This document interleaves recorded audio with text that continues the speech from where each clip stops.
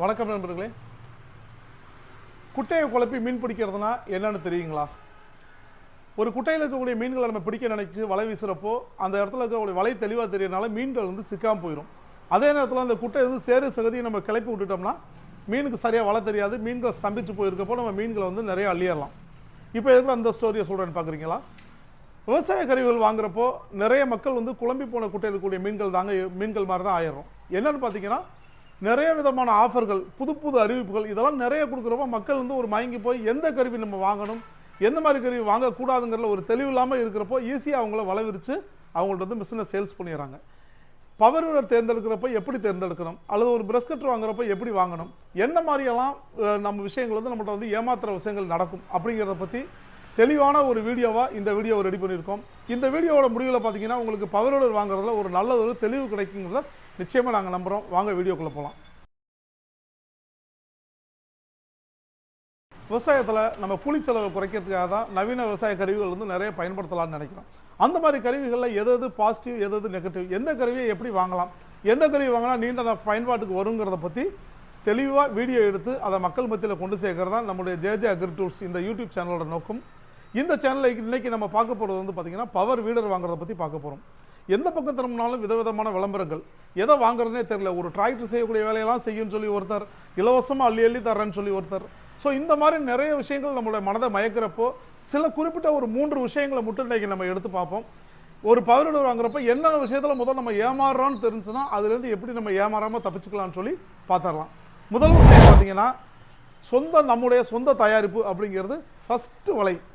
ஏன்னா பெரும்பாலும் என்ன நினைப்போம், சொந்தமாக தயாரிக்கிறவங்க நிச்சயமாக நல்ல ஒரு பெரிய நிறுவனமாக இருப்பாங்க, அவங்கள தயாரிப்பில் வாங்கினா நல்லா இருக்கும் அப்படின்னு சொல்லி தான் நம்ம நினைப்போம்.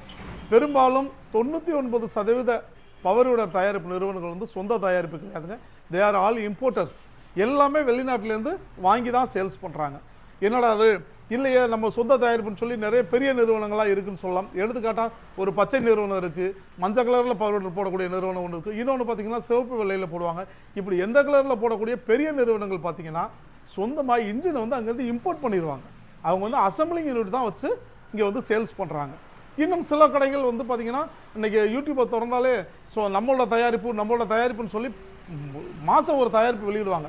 இவங்களாம் R&D எங்கே பண்ணுறாங்க, எங்கேருந்து இந்த ப்ரொடக்ஷன் யூனிட் இருக்குது, எங்கே இந்த இன்ஜின் செய்கிறாங்க, எங்கே இந்த டயர் செய்கிறாங்கன்னு பார்த்தீங்கன்னா அப்போல்லாம் எதுவுமே கிடையாதுங்க. எல்லாமே வெளியிலேருந்து இம்போர்ட்டர்ஸ் தான் இம்போர்ட் பண்ணி விற்கிறாங்க. இதில் வந்து ஒன்றும் பெரிய தவறு கிடையாது.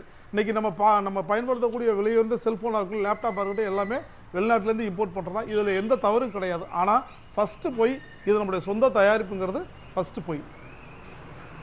நம்முடைய மனதை மயக்கக்கூடிய இரண்டாவது விஷயம் எதுன்னு பார்த்தீங்கன்னா விலை குறைப்பு. ஒரு விலை குறைவு அப்படின்னு சொல்கிறதையுமே நம்ம நிச்சயமாக அந்த விலை குறைவான விஷயத்தில் தான் நம்ம வாங்க வந்து ஃபஸ்ட்டு நம்ம மனசு வந்து தேடி விடும். என்றைக்குமே நீங்கள் ரொம்ப விலை கம்மியாக கொடுத்து வாங்குறப்போ அதுக்கு தக்கனதான் பொருள் கிடைக்குமே தவிர நல்ல தரமான பொருள் ரொம்ப விலை கம்மியாக கிடைக்கும் அப்படின்னா எங்கேயுமே கிடைக்காது. இப்போ பார்த்தீங்கன்னா எடுத்துக்கிட்ட ஒரு 7 HP பவர் வீடர் 1 லட்சம் ரூபாய்க்கும் ஒரு கம்பெனி சேல்ஸ் பண்ணுறாங்க. அதே பவர் வீடரை 24,000 ரூபாய்க்கும் ஒரு கம்பெனி வந்து சேல்ஸ் பண்ணுறாங்க. சரி, ரெண்டுமே ஒன்றா இல்லை? 1 லட்ச ரூபா இவ்வளோ தான் நம்மளுக்கு விலை குறைச்சி நம்ம நல்லா இருக்கிறவங்களுக்காண்டி இவ்வளோ கம்மியாக கொடுக்குறாங்களான்னு கேட்டால் நிச்சயமாக கிடையாதுங்க. நீங்கள் என்ன விலை கொடுத்து வாங்குறீங்களோ அந்த விலைக்குரிய பொருள் நிச்சயமாக உங்களுக்கு அப்படியே கிடைக்கும். 1 லட்ச ரூபா கொடுத்தீங்கன்னா இருக்கிறே ஹை குவாலிட்டியான ஒரு மிஷின் கிடைக்கும். நல்ல ஒரு பவர், நல்ல அதோட இன்ஜின், கியர் பாக்ஸ், கார்பரேட்டர் எல்லாமே ஃபஸ்ட்டு குவாலிட்டியாக போட்டிருப்பாங்க. அதே இடத்துல 24,000 ரூபாய்க்கு ஒரு பவர் வீடர் கிடைக்கிது. நான் சொல்கிறது பெட்ரோல் பவர் வீடர். இந்த 24,000 பவர் வீடரில் பார்த்தீங்கன்னா அதுக்கு தக்கன low cost, low wait, low quality இப்படி தான் ஃபாலோ பண்ணியிருப்பாங்க. எப்போவுமே விலை குறைய உங்களுக்கு தரம் குறைஞ்சிக்கிட்டே இருக்குங்க. அதனால தான் எந்த கம்பெனி ரொம்ப விலை கம்மியாக கொடுக்குறாங்க, சார் கோயம்புத்தூரில் ஃபோன் பண்ணால் ரேட் ரொம்ப கம்மி, ஈரோட்டில் விலை கம்மி, மதுரையில் விலை கம்மி அப்படிங்கிறாங்கன்னா எல்லா ஊர்லேயும் விலை குறைவான பொருளும் இருக்கும், எல்லா ஊர்லேயும் விலை கூடுதலான உள்ள பொருளும் கிடைக்கும். தரம் எந்த தரத்தில் வாங்க போகிறதுக்கு நம்ம தான் முடிவு பண்ணணும். ஸோ எந்த பவர் வீடர் வாங்க போகிறப்போ நீங்கள் விலையை வந்து எப்போவுமே பொருட்களை வச்சுக்காதீங்க. உங்களுடைய பட்ஜெட் என்ன, என்கிட்ட ஒரு 50,000 ரூபா பணம் இருக்குது, இதுக்கு தக்கன ஒரு வண்டி வாங்கலாம், அல்லது என்னோடய வேலை வந்து கொஞ்சம் கம்மியான வேலை தான் செய்வேன், எனக்கு 24,000 பவர் வீடரே போதும் அப்படின்னா நீங்கள் அதுக்கு தக்கன வச்சுக்கலாம். இல்லைங்க எனக்கு நிறைய தோட்டம் இருக்குது, நான் வந்து நிறைய ஓட்ட போகிறேன் அப்படின்னு நினைக்கிறவங்க 1 லட்ச ரூபா பவர் வீடர் வாங்கினீங்கன்னா அதுக்கு தக்கன உழைக்க போகுது. ஸோ விலை குறைவுங்கிறது எப்போவுமே கிடையாது மக்களே. தரம் குறைய விலை குறையும், விலை கூட தரம் கூட தான் இருக்கும். ஸோ விலை குறைவுங்கிற ஒரு இதை வந்து நம்ம எப்பவுமே ஒரு பொருட்டாக எடுத்துக்கக்கூடாது. மூன்றாவதாக நம்மளுடைய சிந்தனையை மழுகடிக்கக்கூடிய எந்த விஷயம்னு பார்த்தீங்கன்னா இலவச பொருட்கள். ஒரு பவர் வீடர் வாங்குனீங்கன்னா ஏறத்தாழ 20 பொருள் ஃப்ரீ, ஒரு பிரஷ் கட்டர் வாங்கினா 10 பொருள் ஃப்ரீ, எல்லாமே மொத்தமாக சேர்த்து உங்களுக்கு இவ்வளோ கம்மியாக தர்றோம், இதெல்லாம் நாங்கள் இலவசமாக தர்றோம் அப்படின்னு சொல்லி நிறைய விளம்பரங்கள் வந்து வருது. இதை பார்த்து நிறைய பேர் என்ன பண்ணிடுறாங்க, ஓ இந்த பொருள் இந்த ரேட்டுக்கு வந்து பார்த்தீங்கன்னா இவ்வளோ பொருள் நம்மளுக்கு ஃப்ரீயாக கிடைக்குது அப்படின்னு நினைக்கிறாங்க. எந்த ஒரு கம்பெனியும் எந்த ஒரு பொருளையும் இலவசமாக உங்களுக்கு தராது. ஃபஸ்ட்டு நம்ம சிந்தனையில் இருக்க வேண்டிய விஷயம் அதான். பவர் வீடர் வாங்க போகிறப்போ என்னோட குவாலிட்டி என்ன, இந்த மிஷினோட ரேட் என்னங்கிறத மட்டும் நம்ம கேட்டு வாங்கிக்குவோம். எனக்கு இந்த இதுக்கு பதிலாக பார்த்தீங்கன்னா சில பேர் பாரணைக்கிற அட்டாச்மெண்ட் ஃப்ரீயாக தர்றாங்க, இல்லை சில பேர் வந்து பார்த்தீங்கன்னா இதில் மருந்தளிக்கிற ஸ்ப்ரேயர் அட்டாச் பண்ணிக்கலாங்கிறாங்க, இதெல்லாம் ஃப்ரீயாக தராங்க. அப்படின்னா உங்கள்கிட்ட வாங்கக்கூடிய காசுக்கு அவன் பொருள் தருவாங்களே தவிர எந்த ஒரு கம்பெனியும் மக்களுக்கு இலவசமாக இதெல்லாம் கொடுக்கலாம் அப்படின்னு சொல்லி தர்றது கிடையாது. ஸோ நீங்கள் இலவசமாக வாங்கக்கூடிய இலவசம்னு நினச்சிக்கிட்டு இருக்கக்கூடிய எந்த ஒரு பொருளுமே அதுக்குரிய காசை நீங்கள் கொடுத்துட்டீங்கிறத மறக்கவே வேணாம். பார்த்தீங்கன்னா இன்றைக்கி பிரஷ் கட்டரில் போடக்கூடிய அட்டாச்மெண்ட்டு அல்லது பாறை வைக்கிற அட்டாச்மெண்ட், இந்த மாதிரி அப்புறம் சமப்படுத்தக்கூடிய அட்டாச்மெண்ட், இப்படி நிறைய அட்டாச்மெண்ட்ஸ் வந்துருச்சு. இதில் வந்து பார்த்தீங்கன்னா முக்கியமாக நம்ம பார்க்க வேண்டியது, நம்ம வாங்க போகிறது பவர் வீடர். அது என்ன செய்ய போகுதுன்னா நம்ம தரையை வந்து உழவு செய்ய போகுது, களை வெட்ட போகுது, இதை தான் நம்ம செய்ய போகிறோம். இதை தாண்டி மற்ற அட்டாச்மெண்ட்டுகள் நீங்கள் எவ்வளோக்குள்ள யூஸ் பண்ணுறீங்களோ, எடுத்துக்காட்டுக்கு நீங்கள் பாரணைக்கிற அட்டாச்மெண்ட் போட்டிங்கன்னா வண்டி வந்து ஈஸியாக தம்மாகும். நீங்கள் அதோட கெப்பாசிட்டிக்கு மேலே நீங்கள் வந்து மிஷினை போட்டு லோடு கொடுக்குறப்போ தம்மாய் ஓடும், சீக்கிரம் வந்து இன்ஜின் ஃபால்ட் ஆகிறதுக்கு வாய்ப்பு இருக்குது. அடுத்து பார்த்தீங்கன்னா இன்றைக்கி இன்னொரு பெரிய விஷயம் என்னென்னா, மருந்தடிக்கிற ஸ்ப்ரேயரை கொண்டு வந்து நான் வந்து 7 HP மிஷினில் மாட்டி ஃபுல்லாக அடிக்கிறேங்கிறாங்க. ஒரு 1/4 இன்ச் ஹோஸ் போதும் மருந்து வெளியே வரதுக்கு. அந்த ஹோஸ் இருக்கக்கூடிய இடத்துல நீங்கள் 7 HP இன்ஜினை ஓட விட்டுக்கிட்டே இருக்கப்போ இன்ஜினோட தேய்மானம் ஜாஸ்தியாக இருக்கும். ரெண்டாவது, இந்த 1/4 இன்ச் ஹோஸை தள்ளுறதுக்கு உங்களுக்கு சின்ன சிசி ஒரு 32 சிசியோ 35 சிசி ஒரு ஸ்ப்ரேயரே போதும். இதை கொண்டு வந்து அதில் மாட்டிங்கன்னா நிச்சயமாக உங்களுக்கு பொருளாதார ரீதியாக பார்க்குறப்போ அது நிச்சயமாக உங்களுக்கு இழப்பாக தான் இருக்கும். அடுத்தபடியாக பார்த்தீங்கன்னா இலவசம்னு இல்லாமல் ஒரு காம்போ ஆஃபர்னு சொல்லி ஒன்று வருங்க. கேட்டால் இத்தனை மிஷின் சேர்த்து வாங்கினீங்கன்னா உங்களுக்கு என்ன ரேட்டு. இன்னும் முக்கியமாக பவர் வீடரில் பூராமே ஒரு காம்போ என்ன தருவாங்கன்னா, அதோட ட்ராலி வாங்கினீங்கன்னா உங்களுக்கு ரேட்டு கம்மிப்பாங்க. ட்ராலிங்கிறது பொதுவாக நீங்கள் ஒரு சமமான தரையிலையோ அல்லது ஒரு தார் ரோட்லேயோ ஒரு சிமெண்ட் ரோட்லேயோ ஓடுறதுக்கு மட்டும் தாங்க பயன்படும். நேராக வெள்ளாமை காட்டில் ஓட்டுறப்போ உங்களோட பவர் வந்து நிச்சயமாக குறைய ஆரம்பிக்கும். ஏதோ ஒரு நல்ல ஒரு ஹெவியான டீசல் வண்டி ஒரு 9 HP போட்டிருக்கீங்க, அது ஒரு பின்னாடி ட்ராலி மாட்டினீங்கன்னா நிச்சயமாக அது உங்களுக்கு ஒரு யூஸ்ஃபுல்லாக இருக்கும். ஒரு 7 HP வாங்குறவங்க, ரேட் ரொம்ப கம்மியாக வாங்குறவங்க இந்த ட்ராலியை வாங்கிட்டு அப்புறம் போய் பார்த்தோம்னா அந்த ட்ராலி துரு பிடிச்சி ஒரு ஓரமாக கிடக்கும். இந்த காம்போ ஆஃபர்லாம் உங்களுக்கு நிச்சயமாக தேவையாங்கிறத முதல்ல பார்த்துட்டு நீங்கள் அதுக்கப்புறம் வாங்கலாம். அடுத்த 4வதாக நம்மளுடைய கண்ணை மறைக்கக்கூடிய ஒரு விஷயம் எதுன்னு பார்த்தீங்கன்னா, ஃபுல் ஸ்டாக் வச்சுருக்கோம் அப்படின்னு சொல்லி ஒரு வீடியோ போட்டோம்னா பின்னாடி பார்த்தீங்கன்னா ஒரு 2000 பவர் வீடியோ இருக்க மாதிரி ஒரு பெரிய வீடியோ போடுவாங்க. இது எல்லாமே பார்த்தீங்கன்னா உண்மையானு கேட்டால் நிச்சயமாக உண்மைதாங்க. ஏன்னா அவங்கள்ட்ட காசு இருக்கிறதுக்குன்னா நிறைய பவர் வீடியோ இறக்கி வச்சுப்பாங்க. சில ஸ்டாக்கிஸ்ட் அவங்களுக்கு பேர், அவங்க வந்து ப்ரொடக்ஷன் யூனிட் கிடையாது, ஸ்டாக் வாங்கி நிறைய வச்சுருப்பாங்க.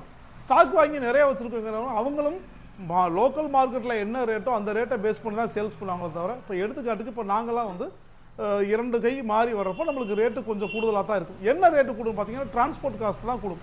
இன்றைக்கி தமிழகம் முழுக்க எங்கே பவர் வீடர் வாங்கினாலுமே உங்களுக்கு ஒரு டிரான்ஸ்போர்ட் காஸ்ட் ப்ளஸ் ஒரு 1500 தான் ஒரு சேஞ்சஸ் இருக்குமே தவிர, ஃபுல்லாக வந்து ஒரு அந்த கம்பெனிக்கு இந்த கம்பெனிக்கு ஒரு 10,000 ரூபா 20,000 ரூபா வித்தியாசம் வருங்கிறது நிச்சயமாக கிடையாது. ஸ்டாக் கூட வச்சுருக்கவங்க கொஞ்சம் ஏன்னா சேல்ஸ் சீக்கிரம் பண்ணணுங்கிறதுக்காண்டி விலையை கொஞ்சம் குறைச்சி தருவாங்க. பட் அதே நேரம் உங்களோட ரேட்டை வந்து கம்பேர் பண்ணி உங்களுக்கு அது லாபகரமாக இருக்குமா என்னங்கிறத நம்ம செக் பண்ணி வாங்கணும். அந்த விஷயம் என்னங்கிறத அடுத்து பார்ப்போம். இதுபடி நம்ம கண்ணை மறைக்கக்கூடிய விஷயங்கள்லையே ஒரு சில விஷயங்கள் வந்து ரொம்ப அகானு திரும்பி பார்க்குற வைக்கிற அளவு இருக்கும். அது எதுன்னு பார்த்தீங்கன்னா, ஒரு சின்ன இவங்க விற்கிறது வந்து ஒரு 7 HP பவர் வீடராக இருக்கும். ஆனால் என்ன சொல்லுவாங்கன்னா, சார் ஒரு டிராக்டர் செய்கிற வேலையை செய்யும், இந்த ஒரு இயந்திரம் இருந்தால் உங்கள் பண்ணைக்கு வேறு எதுவுமே தேவையில்லை. சொல்லப்போனால் அந்த சர்வரோக நிவாரணி சைபால்னு சொல்லுவாங்களே, அந்த மாதிரி இந்த ஒரு கருவி இருந்தால் உங்கள் பண்ணையில் எல்லா வேலையும் நீங்கள் பார்த்துடலாம். தண்ணி இறைக்கணுமா, உழவு ஓட்டணுமா, புழுதி அடிக்கணுமா, இல்லை ஒரு பொருளை அடுத்தடுத்து கொண்டு போகணும் அப்படின்னு சொல்லுவாங்க. எப்போவுமே ஃபஸ்ட்டு இந்த பொய்யை நம்பவே நம்பாதீங்க. எந்த ஒரு கருவியுமே அதோட வேலையை மட்டும்தான் செய்யும், அதோட சக்திக்கு உட்பட்டு தான் செய்யும். ஒரு 7 HP பவர் வீடர் அதுக்குரிய திறனை மட்டும்தான் செய்யும். என்ன சொல்லுவாங்க, டிராக்டர் செய்கிற எல்லா வேலையும் செய்யுங்க அப்படிம்பாங்க. டிராக்டர் 40 HP செய்கிற வேலை இதில் கால்வாசி கூட செய்யாது. ஸோ இதெல்லாம் நம்ம செய்யுமா, இவங்க சொல்கிறது உண்மையாங்கிறத பகுத்து ஆராய்ந்து அதுக்கப்புறம் மிஷின் வாங்க வேண்டியதான் நம்மளுடைய கடமை. சரிங்க, எல்லாமே நெகட்டிவாக சொல்லி முடிச்சிட்டிங்க. எப்படி தான் நம்ம ஒரு பவர் வீடர் வாங்குறது அப்படின்னு நினச்சிங்கன்னா பின்னாடி வரக்கூடிய விஷயங்கள் உங்களுக்கு நிச்சயமாக யூஸாக இருக்கும். சரி, ஒரு பவர் வீடர் வாங்குறப்போ நம்ம எந்தெந்த விஷயங்களை பார்த்துட்டு ஒரு பவர் வீடர் வாங்கலாம் அப்படின்னு நினச்சிங்கன்னா, என்ன கேட்டால் 2 விஷயங்கள் மட்டும்தாங்க ஒரு பவர் வீடர் வாங்குறப்போ நம்ம முக்கியமாக கவனிக்க வேண்டியது. ஒன்று ஸ்பேர், இன்னொன்று சர்வீஸ். இந்த ஸ்பேரும் சர்வீஸும் எந்தெந்த கம்பெனி உங்களுக்கு பக்கத்தில் அல்லது எந்தெந்த கம்பெனி உங்களுக்கு ஈஸியாக எல்லாமே கொடுக்குறாங்களோ நிச்சயமாக நீங்கள் அவங்களை வந்து பவர் வீடர் வாங்கலாம். இவங்கள்ட்ட தான் வாங்கணும், அவங்கள்ட்ட தான் வாங்கணும், அந்த கம்பெனியில் தான் வாங்கணும் அப்படிங்கிற ரெக்கமெண்டேஷன்லாம் கிடையாது. யார் உங்களுக்கு ஸ்பேர் எல்லாம் கொடுக்குறாங்களோ அவங்கள்ட்ட வாங்கலாம். இன்றைக்கி மார்க்கெட்டில் ஃபஸ்ட்டு நடக்கக்கூடிய ஸ்கேம் என்னென்னு பார்த்தீங்கன்னா, ஒவ்வொரு வாரமும் புதுசு புதுசான நிறைய மாடலில் பவர் வீடர் வந்து வந்துகிட்டே இருக்கு. ஆனால் பார்த்தீங்கன்னா இந்த சேல்ஸ் பண்ணுறவங்களா இருக்கட்டும், சர்வீஸ் பண்ணுறவங்களாகட்டும், இதுக்குரிய ஸ்பேர்ஸை வந்து ஸ்டாக் எடுத்து வைப்பாங்களான்னா கிடையாது. ஏன்னா நிறைய மாடல் விற்கிறவங்க யாருமே ஸ்டாக் வந்து மெயின்டைன் பண்ண மாட்டாங்க. அவங்க நம்மள்ட்ட கேட்டதுக்கப்புறம் நம்ம அவங்களோட சப்ளையர்லேருந்து கேட்டு வாங்கி தருவாங்க. ஸோ நீங்கள் எந்த மாடல், ஒரு குறைவான மாடல், ஒரு குறிப்பிட்ட எது சக்ஸஸ்ஃபுல் மாடல்னு சொல்லி ஒவ்வொரு கடையிலுமே நிச்சயமாக இருக்கும். இப்போ நாங்கள்லாம் கேட்டிங்கன்னா 7 HP பெட்ரோல் பவர் வீடரும் அதோட ஸ்டாக் எப்போவுமே பார்த்தீங்கன்னா ஸ்பேர்ஸ் ஃபுல்லாகவே ஸ்டாக் வச்சுருப்போம். ஸோ நாங்கள் விற்கக்கூடிய மாடலில் கண்ணாப்பின்னு வரக்கூடிய எல்லா மாடலையும் வாங்கி சேல்ஸ் பண்ணுறது கிடையாது. சில குறிப்பிட்ட மாடலுக்கு மட்டும் பண்ணுறப்போ எங்களுக்கு என்ன பெனிஃபிட் கிடைக்குதுன்னா அதோட ஸ்பேர் வந்து எப்போவுமே ஸ்டாக் நம்ம வச்சுக்கிட்டே இருப்போம். இதே மாதிரி உங்களுக்கு பக்கத்தில் நீங்கள் ஒரு பவர் வீடர் வாங்க போகிறீங்க அப்படின்னா முதல்ல அந்த கடையில் எவ்வளோ ஸ்பேர்ஸ் இருக்குது, சார் இதோட ஸ்பேர்ஸ் எல்லாமே கிடைக்குமா அப்படிங்கிறத நீங்கள் ஃபஸ்ட்டு அவங்கள்ட்ட கேளுங்க. ஸ்பேர்ஸ் எல்லாம் ஸ்டாக் வச்சுருக்கக்கூடியவங்க நிச்சயமாக ஓரளவு சர்வீஸ் நம்மளுக்கு நல்லா பண்ணி தருவாங்க.